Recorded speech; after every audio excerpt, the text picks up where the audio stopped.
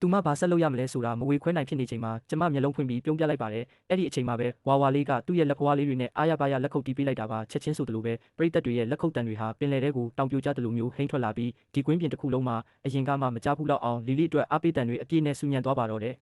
Live လွှင့်ချက်ရဲ့ comment တွေမှာတော့လူတွေရဲ့အံ့ဩတန်တွေနဲ့ပြည့်နှက်နေပါပြီ။ဘိုးဘင်ရဲ့စွမ်းဆောင်ရည်ကတော့အမြဲလိုအံ့မခန်းပါပဲ။လီရှမ်းကိုအထင်သေးခဲ့ကြတဲ့သူတွေအားလုံးဒီမြင်ကွင်းကြောင့်အတန်တိတ်သွားကြပါပြီ။ပွဲကြီးပရိသတ်တွေအထင်သေးခဲ့ပေမဲ့လီလီကတော့ပထမအချီမှာတင်အနိုင်ယူပြသွားခဲ့ပါတယ်။သူမနှုတ်ဆက်ပြီးထွက်ခွာသွားချိန်မှာရှုံးနိမ့်မှုတွေနဲ့လေးလံနေတဲ့လီဆာလီယိုကတော့ဘေးကနေငင်းမောကြည့်နေခဲ့ရပါတော့တယ်။စင်ဘော်ကိုဘလို့ရောက်သွားမှန်းသူမမသိလိုက်ပါတေးတန်စင်စတင်ချိန်မှာပဲကိုခန္ဓာကအလိုလိုလှုပ်ရှားလာပေမဲ့တစ်ချက်လေးနောက်ကျနေမိပါတယ်။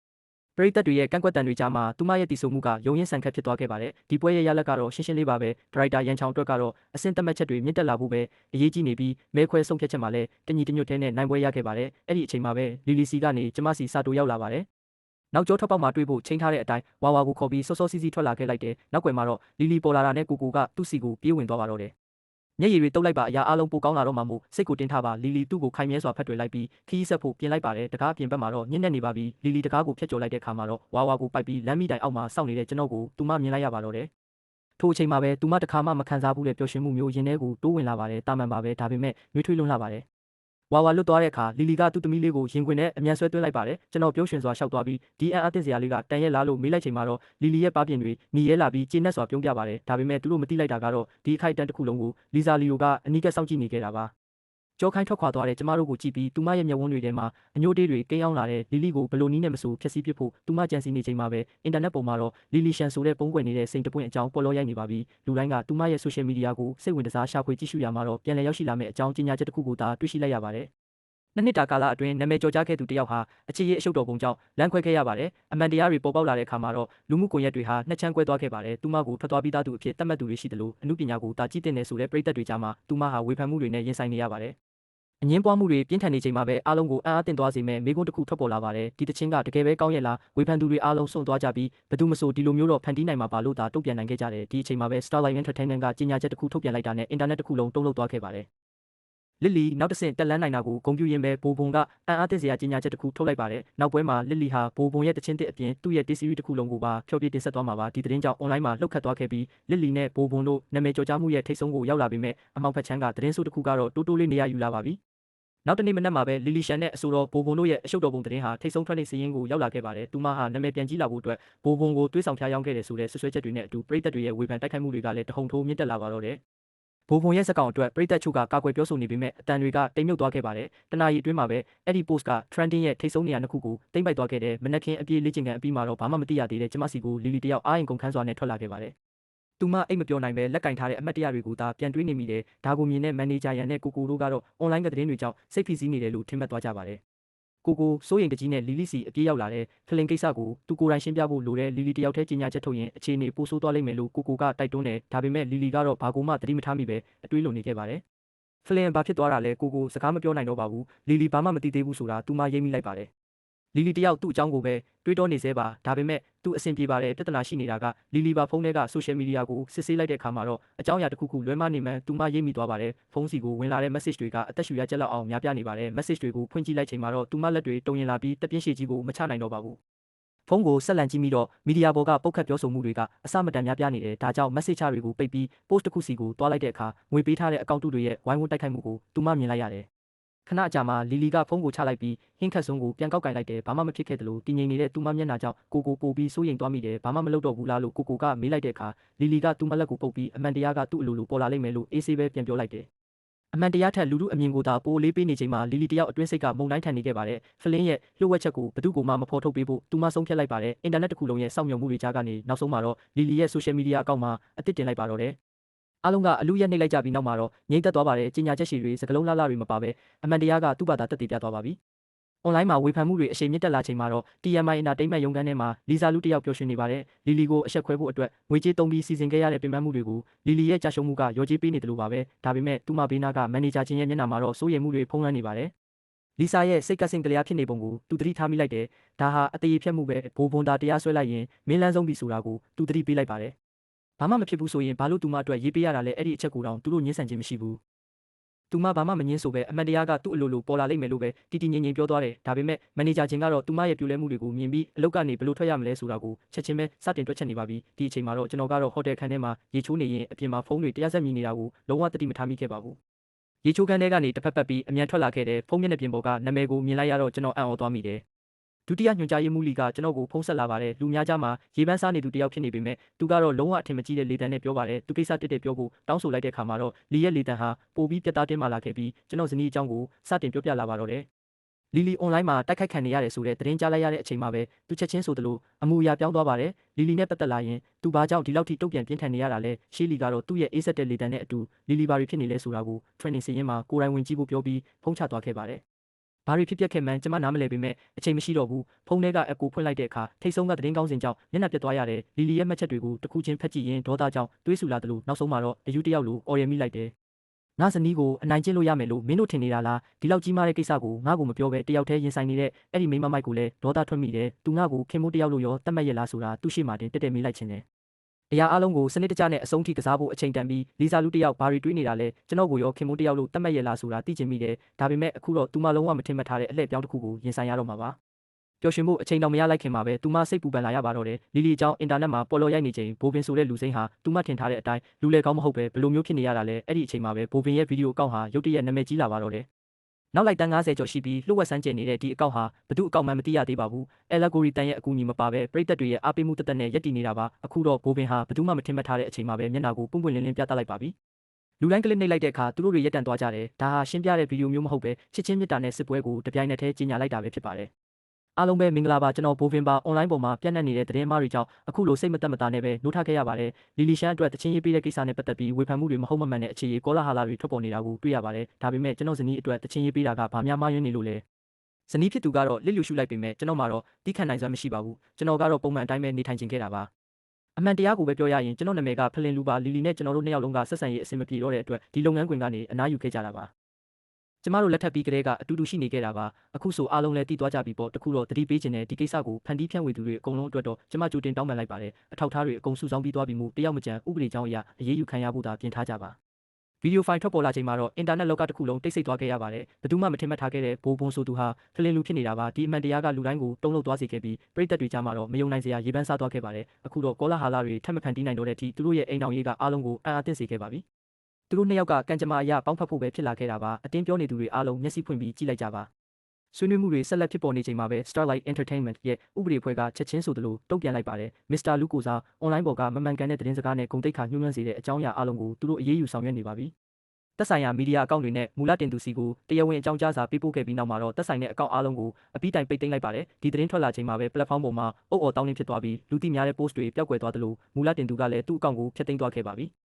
မကြခင်မှာပဲ platform ရဲ့တရားဝင်အကောင့်ကဝင်ရောက်ဖြည့်ရှင်းပေးခဲ့ပါတယ်အတည်ပြုချက်တွေအရသတင်းမှဖြန့်ဝေတဲ့အကောင့်ပေါင်း1500ကိုပိတ်ပင်လိုက်ပါတယ်အင်တာနက်ဟာဥပဒေမဲ့တဲ့နေရာမဟုတ်ကြောင်းတက်တည်ပြလိုက်တာနဲ့အတူကျွန်တော်ဗီဒီယိုဟာ trending နံပါတ်1နေရာကိုအခိုင်အမာရယူနိုင်ခဲ့ပါတယ်လာရဲ့ profile ကနံပါတ်2နေရာကိုရောက်ရှိသွားပြီးနောက်အကောင်းဆုံးခင်ပွန်းကောင်းနဲ့အမှန်တရားကသူ့ဘာသာတက်တည်ပြလိမ့်မယ်ဆိုတဲ့စာသားတွေကလူမှုကွန်ရက်မှာရေပန်းစားလာပါတယ်ထောင်ပေါင်းများစွာသောသူတွေကလီရဲ့စကားကိုကိုးကားမျှဝေနေချိန်မှာတော့လီတယောက်ဝါဝါနဲ့အတူကာတွန်းကကြည့်ရင်ဘာမှမသိပဲအေးဆေးငြင်းချမ်းနေပါတော့တယ်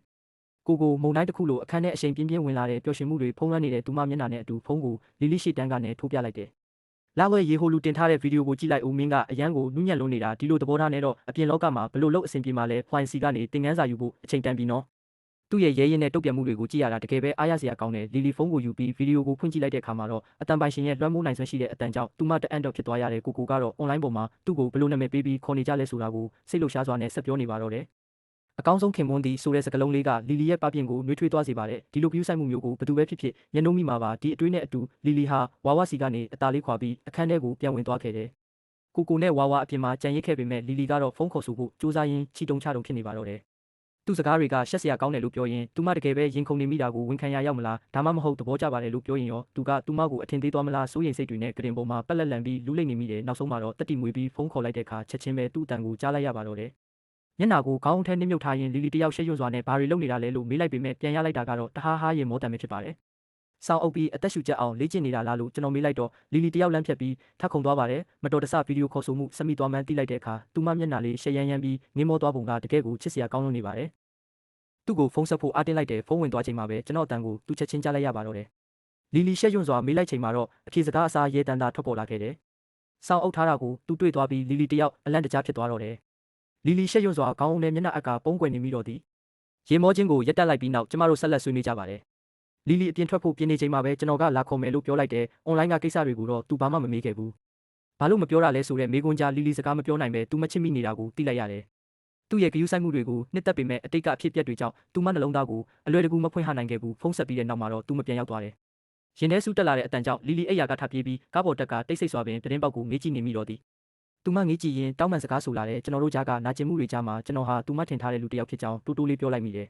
။သူမကကျွန်တော်ကိုဖွင့်လာလို့မေးလိုက်ချိန်မှာအရာအလုံးတန့်သွားတဲ့အမှန်တရားကိုဝန်ခံဖို့ကြောက်ရွံ့စိတ်တွေနဲ့ကျွန်တော်တုန်လှုပ်နေမိတယ်။မလို့တော့မှကိုငါကြောက်တယ်လို့လီလီကိုပြောလိုက်မိချိန်သူမငေးကြည့်နေတယ်။သူမကျွန်တော်လက်ကိုစုပ်ကိုင်ရင်ရင်ခွင်ထဲတိုးဝင်ကစကားဆိုလိုက်တယ်။ဝါဝအဖေနဲ့ငါခင်မုန်းဖြစ်တဲ့အတွက်ဘာပဲဖြစ်ဖြစ်အတူရှိနေမယ်မင်းရှိနေတာကပဲအရေးကြီးဆုံးပါပဲ။ခဏအကြာမှာလီလီရှက်ရွံ့စွာရုံထွက်သွားပြီးကျွန်တော်ကတော့ပြုံးစီစီနဲ့ကြံခဲ့တယ်။သူမရေမောလိုက်ချိန်မှာပဲဘိုဘန်ကဖလင်လူဖြစ်နေတဲ့အမှန်တရားကိုလီဆာတယောက်လက်မခံနိုင်ဖြစ်ပြီးဒေါသထွက်နေမိတယ်။အလှကုန်ပစ္စည်းများကြားမှာစတားလိုက်ဤတရားဝင်စာလွှာကိုသူမနင်းချလိုက်သည်။သူမအပုတ်ချကြောင်းပေါ်သွားချိန်မှာတော့ကုမ္ပဏီကအလုပ်ရနာလိုက်ပါပြီးမန်နေဂျာချင်းကတော့အေးစေးသာကြည့်ရှုနေပါတယ်။နှစ်နှစ်အတွင်းလူတွေထင်သေးခဲ့သူကနာမည်ကြီးလာလို့လီလီရှန်ရဲ့အမြင်မှန်ကိုလီဆာမယုံကြည်နိုင်ပဲဒေါသထွက်နေပါတယ်။မင်းမာကိုညှင်းဆန်နေတာလဲအရေးချင်းကအစအလှပဆုံးဘာတစ်ခုမှမမီတဲ့အပြင်ကုမ္ပဏီကပါစွန့်ပစ်ထားတာကိုသိသိမိလေ။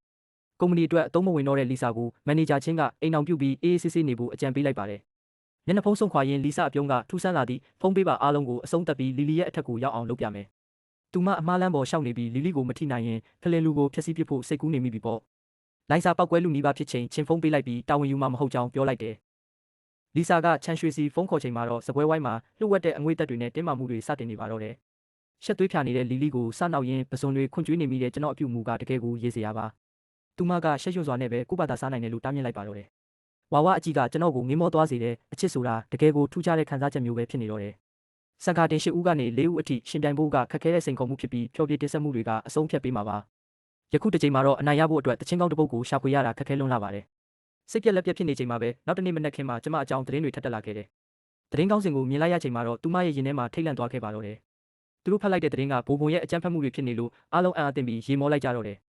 မနေ့ကအထိအချစ်ကြီးတဲ့ခင်မွန်းတီကဒီနေ့မှာတော့အကြမ်းဖက်သူဖြစ်နေပြီလားဟာတာတစ်ခုများဖြစ်နေမလားဗီဒီယိုဖိုင်ကိုဖွင့်ကြည့်လိုက်မိတယ်။သူ့လိုလူနဲ့ပတ်သက်ရတာရှက်စရာကောင်းတယ်ဒီအကြောင်းကိုဖုံးမှတ်တမ်းတင်ထားတဲ့အထောက်အထားလည်းရှိပါတယ်။ချန်ရွှေပြောသမျှအမှန်တရားဖြစ်ကြောင်းရဲချမ်းသက်သေပြလိုက်ချိန်မှာတော့အွန်လိုင်းလောကတစ်ခုလုံးတိတ်ဆိတ်သွားခဲ့ရပါတယ်။ဆက်ခလုတ်ကိုနှိပ်လိုက်ချိန်မှာတော့အားလုံးကစိတ်ဝင်စားနဲ့နားဆွင့်နေခဲ့ကြပါတယ်။အမျိုးသမီးတွေကိုအသုံးဆောင်လို့သဘောထားပြီးအနိုင်ကျင့်ဖို့ပြောဆိုလိုက်တဲ့အတန်ဖိုင်ဟာအင်တာနက်မှာအကြီးအကျယ်ပြန့်နှံ့သွားခဲ့ပါတယ်။ဒေါသထွက်စရာကောင်းတဲ့ဒီဗီဒီယိုကြောင့်လူထုအကြားမှာအကြီးအကျယ်ရှုတ်ချတံတွေထွက်ပေါ်လာခဲ့ပါတော့တယ်။သူ့ကိုချစ်မိခဲ့တဲ့အတွက်နောက်လိုက်ရပြီးအမှန်တရားကိုသိလိုက်ရတယ်။ဖုန်းထဲကအတန်ကိုနားထောင်ရင်စိတ်မကောင်းဖြစ်ကအံ့မိလိုက်မိပါတော့တယ်။အမှန်တရားတွေကရင်နာစရာကောင်းလို့ကျွန်တော်အဝေးကိုရှောင်ပြေးနေမိတယ်။ဆောင်ကြုံပြီးငြိမ်နေမိတယ်အတိတ်ကနာကျင်မှုတွေကအခုထိကျွန်တော်ကိုခြောက်လန့်နေစေပါပဲ။အမားတွေပြင်ဆင်ပေမဲ့အရာအလုံးကမပြောင်းလဲဘူးလီလီကတော့အဆက်မပြတ်ခေါ်နေတယ်။ post ကိုမြင်လိုက်ရတဲ့အခါသူမစိုးရိမ်ပူပန်နေရပြီးကျွန်တော်အကြောင်းကိုလည်းအကောင်းဆုံးနားလည်ပေးထားသူမှုအခြေအနေတွေပိုဆိုးလာခဲ့ပါတယ်။လီလီတယောက်မနေနိုင်တော့ပဲထပြေးမိတဲ့ရင်ခုန်တန်တွေနဲ့တူသူ့အခန်းတကားကိုဖြင်းညင်းစွာခောက်လိုက်ပါတော့တယ်။သူမအဆက်မပြတ်တကားခောက်ပြီးအဖြေတစ်ခုကိုစောင့်ဆိုင်နေခဲ့တယ်။တကားခောက်တန်ကြောင့်နိုးလာချိန်လီလီရောက်နေတဲ့မျက်လုံးမြည်ရဲနေတဲ့သူမကိုကြည့်ဖို့ကျွန်တော်အားမရှိတော့ပါဘူးအမှန်တရားကိုသိသွားပြီလား။ကျွန်တော်အတန်တွေတုံရင်နေပြီးလီလီကတော့ဒေါသတကြီးနဲ့ကျွန်တော်ကိုအိပ်ယာပေါ်ဆွဲချလိုက်တော့တယ်။သူမကကျွန်တော်ကိုကရင်ပေါ်ဆွဲချလိုက်ပြီးလက်မောင်းကိုအားနဲ့ဖိကိုက်လိုက်ပါတယ်ပြင်းထန်တဲ့နာကျင်မှုကြောင့်အိပ်ယာကလုံးဝနိုးသွားပေမဲ့ကျွန်တော်မယုံကန်ခဲ့ပါဘူးဒါဟာသူမစိတ်သက်သာရစေမဲ့တခုတည်းသောနီလန်ဖြစ်နေလို့ပါလီလီလက်လွတ်လိုက်ချိန်မှာသူမရဲ့မျက်ဝန်းတွေကကျွန်တော်စီကိုငေးကြည့်ရင်းကျိုးပဲ့သွားခဲ့ပါတယ်မင်းယူလာဆိုတဲ့အော်တန်နဲ့အတူသူမကျွန်တော်လက်မောင်းကိုဆွဲလန်လိုက်တဲ့အခါမှာတော့တွေးကြည့်ဦးတွေနဲ့ရဲရဲနီနေတဲ့တန်ရာတွေကိုမြင်လိုက်ရပါတယ်အခုဆိုရင်အားလုံးပြီးသွားပြီလို့မျက်ရည်တွေကြားကနေပြောရင်းသူမကျွန်တော်ရင်ခွင်ထဲကိုတိုးဝင်လာခဲ့ပါတယ်ငါတို့အကျွေးကြေသွားပြီးဒါကြောင့်မင်းထပ်ပြီးဝမ်းနဲ့နေဖို့မလိုတော့ဘူးသူမရဲ့နှွေးထွေးတဲ့ခံစားချက်ကိုငါမယုံနိုင်အောင်ပဲသူမဆန်ပင်ကိုဖွားဖွားလေးထိကင်မိချိန်မှာတော့ငါရဲ့စိတ်ခံစားချက်တွေဟာအနှိမ်ဆုံးကနေအမြင့်ဆုံးစီတစ်ခဏချင်းမှာပဲရောက်ရှိသွားခဲ့တယ်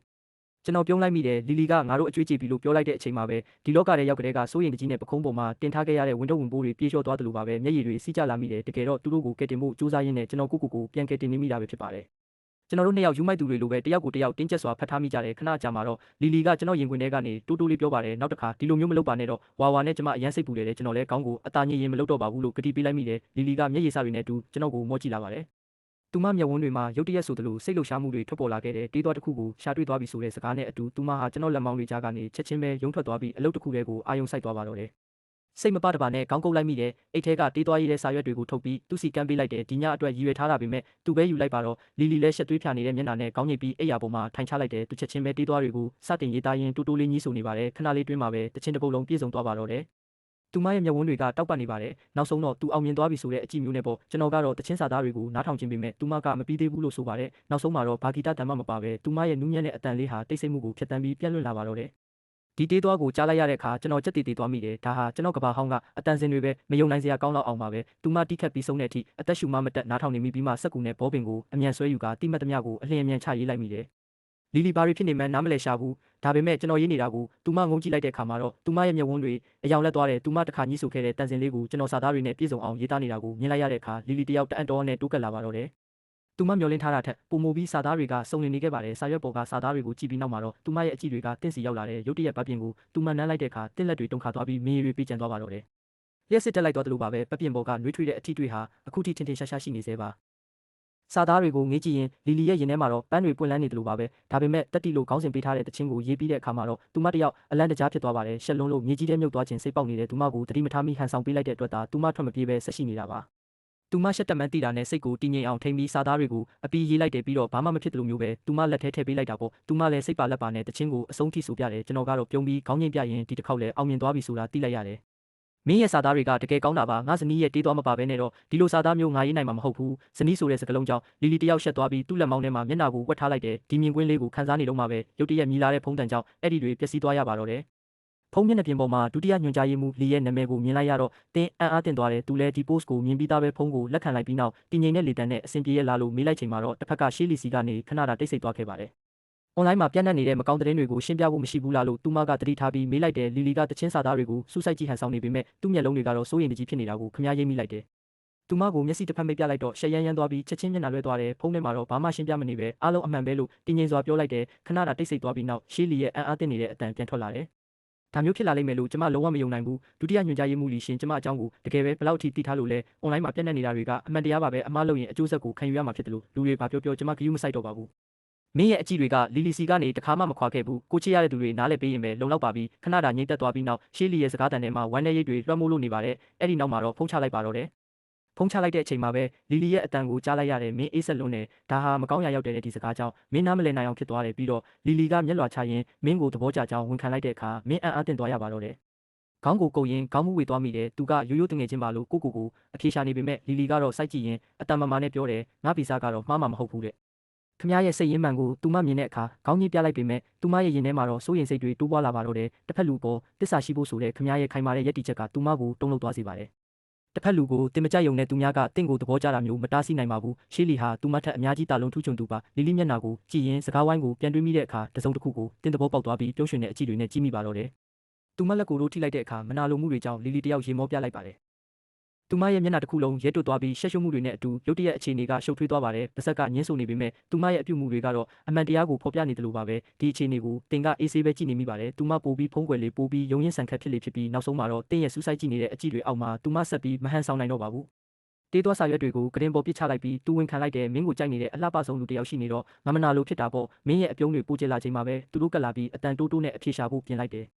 မနာလိုစိတ်တွေဒီနေရာမှာတင်ရက်တန့်သွားမလားအသက်ရှူတန်တွေကသူမရဲ့အရေးပြားကိုထိတွေ့နေပြီးလီလီရဲ့နှလုံးခုန်တန်တွေကလည်းရင်ဘတ်ထဲကနေပြုတ်ထွက်မတက်မြန်ဆန်လာတဲ့မင်းရဲ့အကြည့်အောက်မှာပဲသူမမျက်လုံးတွေကိုဖြင်းညင်းစွာမိတ်ချလိုက်တဲ့အခါမင်းရဲ့ရင်ထဲမှာလည်းတစုံတစ်ခုလှုပ်ခတ်သွားခဲ့တယ်မျက်လုံးကိုမိတ်ပြီးအနားကိုတိုးကပ်လိုက်ချိန်မှာပဲလီလီကနီယူဆောင်ရှိုးကေးစ်ရဲ့နောက်ဆုံး၈ရောက်အဆင့်ကိုတက်လန်းနိုင်ခဲ့ပါတယ်သူကစတားလိုက်မှာလေ့ကျင့်နေချိန်မန်နေဂျာယွန်းနဲ့ဝါတို့သာရှိတဲ့တိုက်ခန်းမှာတော့မန်နေဂျာယွန်းရဲ့တင့်ပေါ်ထားတဲ့ခန်းစားချက်တွေကရှုပ်ထွေးနေသေးပါပဲမင်းရဲ့ပြောင်းလဲမှုတွေကိုသူမကျေးဇူးတင်ပေမဲ့အတိတ်ကအမှားတွေကိုတော့မင်းမရသေးပါဘူးဒါပေမဲ့ဇနီးနဲ့သမီးအပေါ်မင်းရဲ့ကြည့်ဆိုင်မှုတွေကိုမြင်ရတော့စိတ်သက်သာရသွားတယ်လီလီကုမ္ပဏီမှာရှိနေတယ်လို့သူမပြောပြတဲ့အတွက်ဝါကိုခေါ်ပြီးတွားရောက်အံ့အားသင့်စေဖို့မင်းဆုံးဖြတ်လိုက်တယ်တစ်ဖက်မှာတော့အွန်လိုင်းကဝေဖန်မှုတွေကတော့ဆက်ရှိနေသေးပါပဲမင်းကိုဝိုင်းဝန်းရှုတ်ချနေတဲ့အဖွဲ့တွေပေါ်ပေါက်လာပြီးလူတိုင်းကလီလီကိုဒီခွင့်ရေးမှာစွန့်ခွာသွားစေချင်ကြတယ်ဒါပေမဲ့လီလီကတော့လူကောင်းတစ်ယောက်နဲ့ဆုံတွေ့ရတာကံကောင်းခြင်းပါပဲအမှားပြင်ဆင်သူကိုမြင်တွေ့ရတာကစိတ်သက်ခွန်အားဖြစ်စေတယ်လို့လူမှုကွန်ရက်မှာရေးသားလိုက်တဲ့အခါအင်တာနက်လောကတစ်ခုလုံးရုပ်တဲတဲဖြစ်သွားပါတော့တယ်ဆွဆွဲချက်တွေနဲ့ကောလာဟလာတွေကြားမှာဝါနဲ့အတူစတားလိုက်ကိုရောက်လာတဲ့အခါပြိုင်ဘက်တဦးဖြစ်သူချန်ရွှမ်းနဲ့ဆုံမိပါတယ်လီလီရဲ့ပရိသတ်ဖြစ်သူချန်ရွှမ်းကတော့အပြင်မှာတွေ့ရတဲ့တင်းရဲ့ဖော်ရွေမှုကိုသဘောကျပြီးအမတ်တရလက်မှတ်တောင်းခံလာပါတော့တယ်အတန်သွင်းစတူဒီယိုထဲမှာလီလီတယောက်တချင်းကိုစူးစိုက်စွာတီးဆိုနေတာကိုခမားငေးကြည့်နေမိတယ်တချင်းဆုံးသွားချိန်မှာတော့လီလီတယောက်ခမားတို့ကိုတွေ့ပြီးပျော်ရွှင်စွာနဲ့ခင်မွန်းလို့ရှက်ရွံ့စွာခေါ်လိုက်တဲ့အချိန်မှာတော့အားလုံးဟာနှွေးထွေးသွားခဲ့ရပါတယ် New Sound Showcase ဒုတိယအချီကိုအချိန်မှန်စတင်ချိန်မှာပဲလူထုရဲ့စိတ်ဝင်စားမှုကအမြင့်ဆုံးရောက်နေပါတယ်။လီလီနဲ့အတူဝါဝါကမျက်နှာဖုံးအုပ်ပြီးလာရောက်ခဲ့တယ်လို့တန်ဘက်ကတော့ရှမ်းရှိ Entertainment ကရှောင်းဖေးပိုင်ဖြစ်ပါတယ်။ပြန်ပွဲမစခင်မှာပဲပရိသတ်တွေကလီလီကို Social Media ပေါ်ကစာသားတွေကိုကိုယ်တိုင်ရေးခဲ့တာလားဖိအားပေးခံခဲ့ရတာလားဆိုပြီးမေးခွန်းထုတ်လာကြပါတယ်။လူအုပ်ကြားထဲကနေလီလီဟာမင်းကိုတည်ငြိမ်တဲ့အကြည့်တွေနဲ့ရှာတွေ့သွားပါတယ်။သူမကဖလင်လူကိုသဘောကျကြောင်းနဲ့သူဟာလူကောင်းတစ်ယောက်ဖြစ်ကြောင်းပရိသတ်ရှိမှရဲရဲဝံ့ဝံ့ထုတ်ဖော်ပြောကြားလိုက်ပါတယ်။ဖလင်လူရဲ့စာသားနဲ့လီလီကိုယ်တိုင်ရေးဆက်ထားတဲ့တခြင်းကောင်းစဉ်ကတော့တတိပါပဲ။တခြင်းစတင်တဲ့အခါလီလီတယောက်အစွမ်းကုန်တီးဆိုလိုက်ပါတယ်။အဲ့ဒီအတန်တွေဟာဝန်ခံချက်တစ်ခုလိုပဲပရိသတ်တွေကိုတုံးလုံးသွားစေခဲ့ပါတယ်။ဒါဟာစစ်ဆေးမှုတစ်ခုမဟုတ်ပဲမြစ်တာဖွဲ့တခြင်းတစ်ပုတ်ဖြစ်ပြီးတခြင်းအဆုံးသတ်မှာတော့အားလုံးရဲ့အမြင်တွေလုံးဝပြောင်းလဲသွားခဲ့ပါတယ်။လူတိုင်းကချစ်သူနှစ်ဦးရဲ့ပျော်ရွှင်မှုကိုအားပေးနေကြပါတယ်။လီလီကတော့အပြတ်တက်နဲ့နောက်ဆုံး၄ယောက်အဆင့်ကိုတက်လန်းသွားခဲ့ပြီးစတားလိုက်ကလည်းအနိုင်ကျင့်မှုတွေမရှိခဲ့ကြောင်းတရားဝင်ထုတ်ပြန်လိုက်ပါတယ်။နှစ်ယောက်သားလက်ချင်းတွဲပြီးလက်လျှောက်ရင်းလမ်းဘေးစာတွေစားကြရုပ်ရှင်ကြည့်ကြနဲ့ညလေးကိုအတူတူဖြတ်တန်းခဲ့ကြပါတယ်။ရုပ်ရှင်ရုံထဲမှာခိုးနှက်လိုက်တဲ့အထီးတွေကသူမကိုစိတ်လှုပ်ရှားသွားစေခဲ့ပါတယ်။ကြားထဲမှာအသေးအဖွဲသဘောထားကွဲလွဲမှုတွေရှိနေပေမဲ့နှစ်ယောက်ကြားကခန်းစားချက်တွေကတော့ပိုပြီးနှက်ဆိုင်လာခဲ့ပါတယ်။ဝါဝါကိုအိမ်ပြန်ပို့ပြီးတဲ့နောက်မှာတော့မူကြိုကျောင်းကိစ္စအတွက်အလုပ်ရှုပ်နေရပါတော့တယ်။မှတ်ပုံတင်ချိန်ကြော်လွန်သွားခဲ့ပေမဲ့ဘိုးဘဲရဲ့အကူအညီကြောင့်ဝါဟာချောင်းရွာမူကြိုကျောင်းကိုအခက်အခဲမရှိတက်ရောက်ခွင့်ရခဲ့ပါတယ်။တစ်ဖက်မှာလည်း Starlight ရဲ့ယာရုကနေထုတ်ပယ်ခံထားရတဲ့ရင်ဖိန်ဟာ New Song Showcase ရဲ့ဒိုင်လူကြီးတွေဖြစ်တဲ့ဝင်းနဲ့ Riddle တို့နဲ့ပူးပေါင်းပြီးလက်စားချေဖို့ကြံစည်နေပါပြီ။လီလီကိုရှုံးနိမ့်စေဖို့အတွက်ချန်ရွှန်ဘက်ကကြိုတင်ကြံစည်မှုတွေပြုလုပ်ခဲ့ပါတယ်။ဂီတလောကရဲ့ထိပ်သီးပုဂ္ဂိုလ်ဘင်းစင်ကိုခေါ်ယူပြီးတချင်းရေးသားစီကပြိုင်ပွဲရဲ့တတိယအဆင့်မှာလီလီနဲ့ချန်ရွှန်တို့ထိပ်တိုက်တွေ့ဆုံစေဖို့စီစဉ်လိုက်ပါတယ်။အစီအစဉ်တင်ဆက်သူကလီလီကိုတချင်းနဲ့ပတ်သက်ပြီးတွေးထိုးလှုံ့ဆော်မေးမြန်းပေမဲ့လည်းလီလီကတော့တည်ငြိမ်တဲ့စိတ်နဲ့အကောင်းဆုံးတုံ့ပြန်ဖြေရှင်းနိုင်ခဲ့ပါတယ်။တန်းခင်းပြင်ကိုပုံဖော်လိုက်တဲ့လီလီရဲ့ဖျော်ဖြေမှုဟာပရိသတ်တွေကိုတခြားကဘာတစ်ခုစီဆွဲခေါ်သွားတယ်လို့ပါပဲရင်ထဲထိရှစေတဲ့သူ့ရဲ့တီဆူဟန်ဟာပရိသတ်တိုင်းအတွက်တီးတန့်ဖျော်ဖြေပွဲတစ်ခုလိုပါပဲပရိသတ်တွေရဲ့လက်ခုပ်တံတွေဟိမ့်ထွက်လာချိန်မှာတော့ချန်ချန်ရဲ့ချုံငိမ့်တဲ့ပုတ်တချင်းလေးဟာလီလီရဲ့စွမ်းဆောင်ရည်အောက်မှာအယောင်မိန်သွားခဲ့ရပါတော့တယ်မဲပေးမှုတွေမှာအမှားယွင်းတွေဖြစ်လာခဲ့ပါတယ်။ဂယ်ရီကလီလီကိုရွေးချယ်လိုက်တယ်လို့စီဘက်စတီယန်ရဲ့စေတနာမဲကလည်းချန်ကွမ်စီရောက်သွားခဲ့ပါတယ်။ဝိတ်နဲ့ရီတာတို့ရဲ့မဲတွေနဲ့အတူချန်ကွန်တယောက်အမှတ်အများဆုံးဖြစ်လာချိန်မှာတော့ပြိုင်ပွဲကွင်းပြင်တစ်ခုလုံးရှုပ်ထွေးသွားပြီးမဲခိုးမှုတွေအပေါ်ဆွဆွဲတံတွေဆူညံသွားပါတယ်။ဒီအချိန်မှာပဲစီဘက်စတီယန်ကခွင့်ပြုပါဦးဆိုပြီးထွက်လိုက်ပါတယ်။ဒီမဲပေးမှုနဲ့ပတ်သက်ပြီးပြဿနာရှိနေပါတယ်။လီရှန်နဲ့တက်ရောက်လာသူအားလုံးကိုကျွန်တော်တောင်းပန်ပါတယ်။ Starland Entertainment ရဲ့ဒါရိုက်တာရင်ပင်းစီကနေကျွန်တော်သတင်းစကားတစ်ခုလက်ခံရရှိခဲ့ပါတယ်။ချန်ချန်နဲ့လီရှန်တို့ဟာ Starland နဲ့စာချုပ်ချုပ်ထားသူတွေဖြစ်ပြီးမဲကွာဟချက်အများများသွားရင်ချန်ချန်ကိုအားပေးတဲ့အနေနဲ့မဲပေးဖို့သူကကျွန်တော်ကိုညွှန်ကြားခဲ့တာပါ။မဲပေးမှုရလဒ်တွေကချန်ချန်ကိုအနိုင်ရရှိစေခဲ့ပြီးလီရှန်ကိုပြိုင်ပွဲကနေထွက်ခွာသွားစေခဲ့ပါတယ်။ဒီအခြေအနေအတွက်တာဝန်ယူတဲ့အနေနဲ့ကျွန်တော်ပြိုင်ပွဲရဲ့ဒိုင်လူကြီးဖြစ်ကနေချက်ချင်းနှုတ်ထွက်လိုက်ပါတယ်။ဒီအချိန်မှာပဲချန်ချန်ကလီရှန်ရဲ့တခြင်းဟာသူမရဲ့အရေးချင်းထက်အစမတန်သားလို့နေတာကိုအတိမတ်ပြုတဲ့အနေနဲ့ပြိုင်ပွဲကနေနှုတ်ထွက်ကြောင်းကြေညာလိုက်ပါတယ်။အမှန်တရားပေါ်ပေါက်လာတာနဲ့အတူဒရိုက်တာရန်ချောင်ကမဲပေးမှုကိုပြန်လည်လှုပ်ဆောင်ဖို့နဲ့အကျင့်ပြတ်တရားသူကြီးတွေကိုယာဒုကဖယ်ရှားကြောင်းကြေညာလိုက်ပါတယ်။ဒီရလက်ကြောင့်လီလီဆက်လက်တက်လှမ်းနိုင်ခဲ့ပြီးရင်းပင်းကတော့စတားလိုက်ဖျော်ဖြေရေးကနေထုတ်ပယ်ခံလိုက်ရပါပြီ။ကျွန်တော်တချင်းကိုရှုံးနိမ့်သွားတဲ့အတွက်ဘင်းစင်တယောက်ဒေါသထွက်ပြီးအွန်လိုင်းကနေတဆင့်နောက်ဆုံးပိုလူပွဲမှာအနိုင်ရှုံးဖြေရှင်းဖို့စိန်ခေါ်လာခဲ့တဲ့ဒီစိန်ခေါ်မှုကအင်တာနက်မှာပေါ်လောရိုက်သွားပြီးမီဒီယာတွေကလည်းခေတ်ဟောင်းနဲ့ခေတ်သစ်အားပြိုင်မှုအဖြစ်အကြီးအကျယ်သတင်းထုတ်ပြန်လာကြတယ်။ဒါပေမဲ့ကျွန်တော်ကတော့နောက်ဆုတ်ပေးမှာမဟုတ်ပါဘူး။စိန်ခေါ်မှုတွေကိုလက်ခံလိုက်ပါပြီးရှန်ရှီ Entertainment ဟာမြောင်အန်းကျွန်းအတွက်ဘင်းစင်ကိုအလျင်အမြန်ခေါ်ယူလိုက်ပါတယ်။ Final ပွဲဥထွက်ရဲ့ခေါင်းစဉ်ကတော့ဝမ်းနဲ့ကြေကွဲခြင်းနဲ့ထိတ်လန့်ချောက်ချခြင်းပါပဲ။ဒီနယ်ပယ်မှာကျွမ်းကျင်တဲ့ဘင်းစင်အတွက်တော့ဒါဟာအကောင်းဆုံးအခွင့်အရေးတစ်ခုပါပဲ။ဒါဟာကျွန်တော်အတွက်တော့လုံးဝအတွေ့အကြုံတစ်ခုပါပဲ။လီလီကကျွန်တော်အတွက်စိုးရိမ်နေပေမဲ့ကျွန်တော်ကတော့ဘာမှမဖြစ်တယ်လို့ပါပဲ။လီလီကကျွန်တော်ကိုအကြံဉာဏ်ရစေဖို့အတွက်ကြောက်စရာစကားတွေကိုအတူထိုင်ကြည့်ပေးရင်သူကိုယ်တိုင်ပဲပိုလန့်သွားရှာတယ်။အဲ့ဒီအဖြစ်အပျက်ကပဲကျွန်တော်တို့နှစ်ယောက်ကိုပိုပြီးရင်းနှီးသွားစေခဲ့ပါတယ်။နောက်တစ်နေ့မှာတော့ Final ညအတွက်ပြင်ဆင်ထားတဲ့တခြင်းကိုတင်ဆက်လိုက်ပါတယ်။တနိုင်ငံလုံးကစောင့်မျှော်နေချိန်မှာမြောင်အန်းကျွန်းကစင်မြင့်ပေါ်တက်လာပြီးဘင်းစင်ရဲ့ညီးတွားတန်တဲ့အတူကင်ဆာဝေဒနာရှင်တယောက်ရဲ့ခံစားချက်တွေကိုပြပြင်းစွာတီးဆိုဖော်ကျူးပြလိုက်ပါတယ်။တေးသွားပိုင်းရဲ့ဒုတိယမြောက်အစိပ်ပိုင်းမှာတော့လေးလံထိုင်းပိုင်းနဲ့ဂီတတန်စင်တွေကပရိသတ်ကိုအသက်ရှူရခတ်စေပါတယ်။ဒီကြားထဲမှာဘင်းစင်ကတော့တည်ငြိမ်တဲ့ယုံကြည်ချက်နဲ့စောင့်ကြည့်နေခဲ့တယ်။အဲ့ဒီအချိန်မှာပဲလီလီဟာသူတို့သမီးဝတ်စုံအနီရောင်ကိုဆင်မြန်းပြီးကြောက်မက်ဖွယ်ကောင်းလောက်အောင်လှပတဲ့မိတ်ကပ်နဲ့အတူဝမ်းနည်းမှုတွေလွှမ်းခြုံထားတဲ့ပုံစံနဲ့ထွက်ပေါ်လာခဲ့ပါတယ်။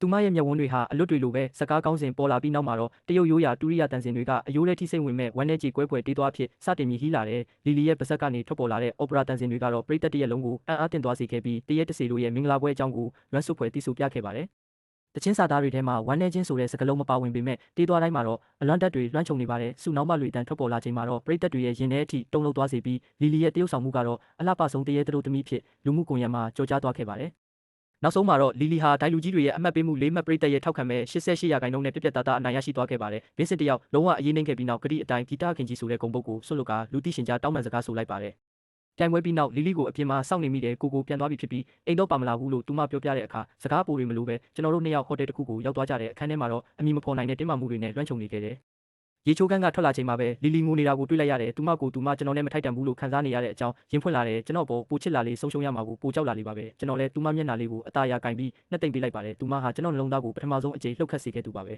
။ ဖြစ်ပျက်သမျှအားလုံးဟာစကြဝဠာကြီးစီမံပေးခဲ့တဲ့အကောင်းဆုံးသောအစီအစဉ်ပါပဲကျွန်တော်စကားတန်တွေကြောင့်သူမရဲ့မျက်ရည်တွေကပြုံးရွှင်မှုတွေဖြစ်ပြောင်းလဲသွားတယ်ကျွန်တော်တို့နှစ်ယောက်တစ်ယောက်ကိုတစ်ယောက်တင်းတင်းကြပ်ကြပ်ဖတ်ထားမိကြတယ်ဒီအချိန်မှာတော့ဘာအပိုလိုမှမရှိပဲရင်းတစ်ခုလုံးလုံးဝနားလေသဘောပေါက်သွားခဲ့ပါပြီရှေ့ဆက်ရမယ့်ခရီးမှာဘာပဲကြုံလာပါစေအတူတူရင်ဆိုင်ကြော်ဖြတ်သွားကြမှာပါ